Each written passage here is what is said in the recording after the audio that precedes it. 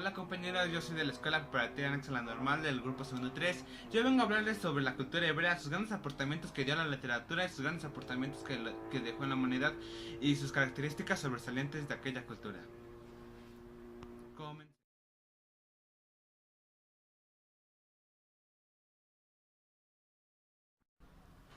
La cultura hebrea. La cultura hebrea se inició en 2000 al 70 después de Cristo.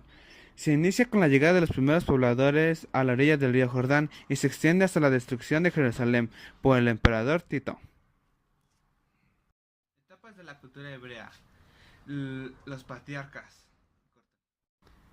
Se llamaba así a la época en la que las tribus eran gobernadas por los ancianos llamados patriarcas. Periodo también llamado de peregrinación por el destino, el éxodo. Gobiernan los ancianos, pues la sabiduría estaba en duda por la experiencia.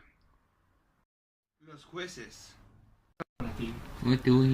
Periodo en el que los hebreos se establecen definitivamente en Palestina, abandonando la vida nómada, y se dividieron en 12 tribus, que nombraban a los jueces para su gobierno.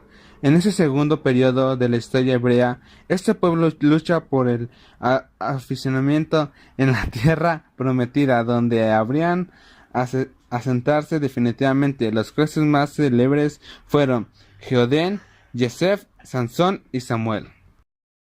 Reyes. Periodo en el que los hebreos eran gobernados por un rey.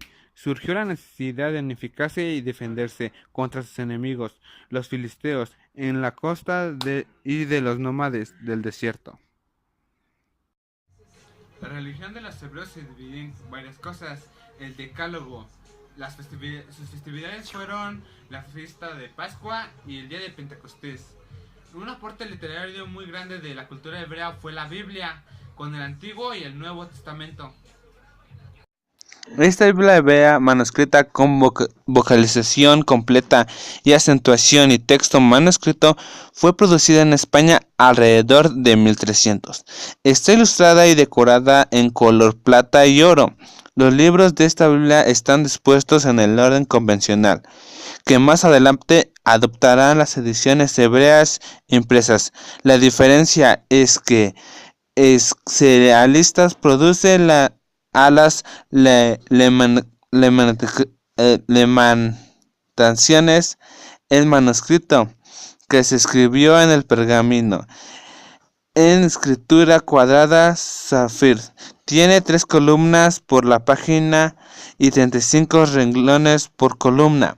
Las notas de la Mesora Magna están escritas en micrografía.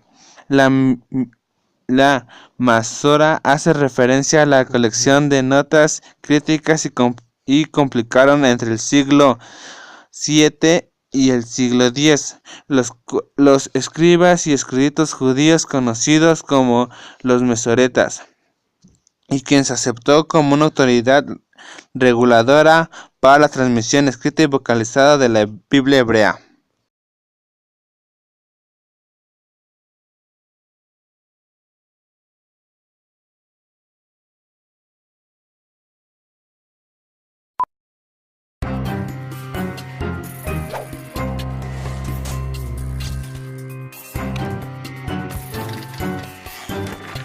¿Sabías que hubo un pueblo con una gran convicción? Los hebreos, un pueblo perseverante.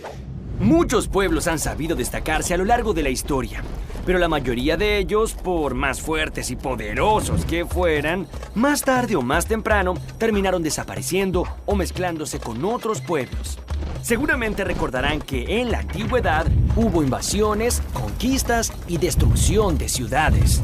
Sin embargo, hubo un pueblo muy pequeño que, a pesar de su escaso poder militar, logró permanecer y permanecer hasta la actualidad, atravesando el vasto océano de la historia. Este fue el pueblo hebreo, que logró perdurar gracias a una poderosa convicción, la de sentirse el pueblo elegido de Dios. Yo, Abraham, fui líder de mi pueblo, digamos, el primer patriarca.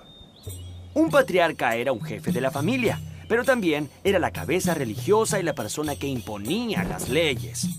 Del patriarca dependía su esposa, sus hijos y los hijos de las familias allegadas. Al morir uno de ellos, lo sucedía el primogénito. Esto quiere decir el primer varón de cada familia.